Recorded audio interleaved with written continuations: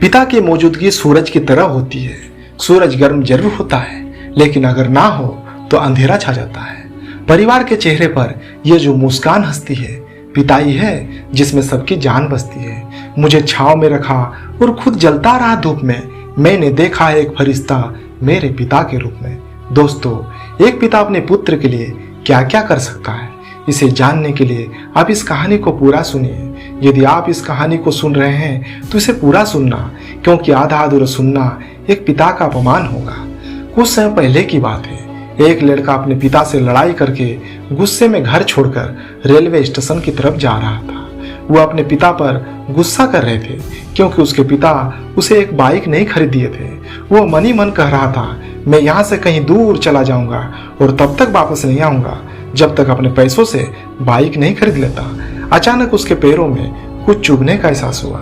नीचे देखा तो उसने पाया कि जल्दबाजी में उसने अपने पिताजी के जूते पहने हुए हैं। उस जूते में कील उभरी हुई थी जो बार बार उसके पैरों में घाव किए जा रही थी, लेकिन उस समय गुस्सा ज्यादा था, इसलिए वो आगे बढ़ता चला गया। फिर उसे याद आया कि वो पिताजी का पर्स भी साथ लेकर आ गया है, तो उसके दिमाग में यह ख्याल आया कि क्यों न आज अपने पिताजी का पर्स चेक किया जाए, जिसे आज तक उसके पिताजी ने किसी को हाथ तक लगाने नहीं दिया था।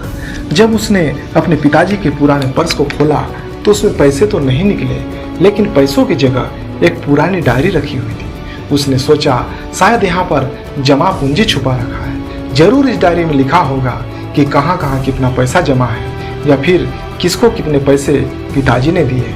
लेकिन उसका सोच गलत निकला। जब उसने उस डायरी को खोला तो पहले पन्ने पर वहाँ जो लिखा था वो थोड़ा अजीब था। डायरी के पहले पन्ने पर जो लिखा था उसे पढ़ने के बाद उसके चेहरे पर जो हाव भाव थे वो गायब हो चुके थे, क्योंकि डायरी में वैसा कुछ नहीं लिखा था जिसकी उसने उम्मीद की थी। उस डायरी में पैसों का हिसाब किताब लिखा हुआ था जो अलग अलग कामों के लिए अलग अलग लोगों से उधार लिए हुए थे। उसने अपने बेटे के कंप्यूटर के लिए 40,000 लिए हुए थे। ये वही कंप्यूटर था जिसे आज तक वो इस्तेमाल करता आ रहा था, लेकिन उस बेटे को ये नहीं पता था कि उस कंप्यूटर को खरीदने के लिए पैसे कहाँ से आए थे। उस डायरी में मोबाइल का भी हिसाब था। उस बेटे को याद था जब उसने पहली बार मोबाइल के लिए जीत की थी, तब उसके पिताजी ने ठीक 1 हफ्ता बाद ही उसके जन्मदिन पर दिया था, जिसे देखकर वो बहुत खुश हुआ था। अब उसके बेटे से गुस्सा एकदम गायब हो गया था। जब उसके बेटे ने दूसरा पन्ना पलटा तो उसे पिताजी की अपनी कुछ इच्छा लिखी हुई थी।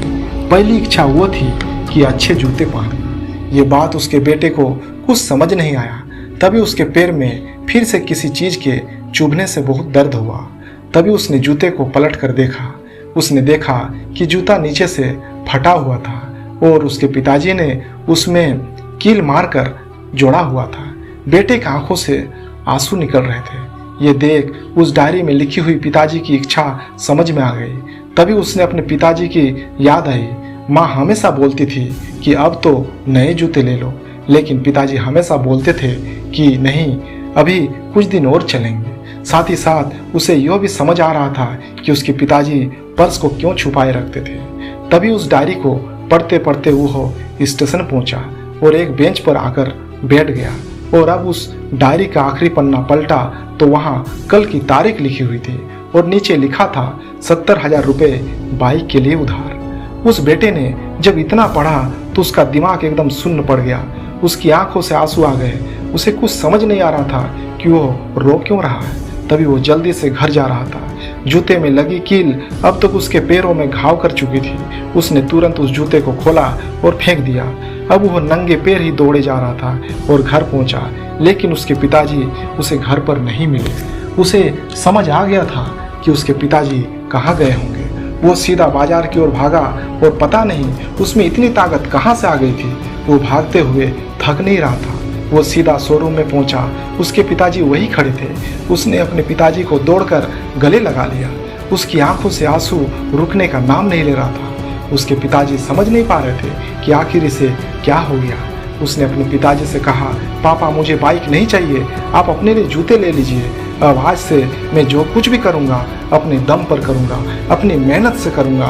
तभी उसके पिताजी भी भावुक हो गए और उसे गले लगा लिया। दोस्तों, इसलिए मेरा आपसे विनती है कि आप हमेशा अपने माता पिता का आदर करें और वो यदि किसी चीज़ के लिए मना करें तो आप उनकी मजबूरी को समझने की कोशिश करें, क्योंकि आपको सिर्फ ठेला दिखता है सड़क पर, हकीकत में वो अपना पूरा घर खींचता है। जेब खाली हो फिर भी मना नहीं करते देखा मैंने पापा से अमीर इंसान कभी नहीं देखा।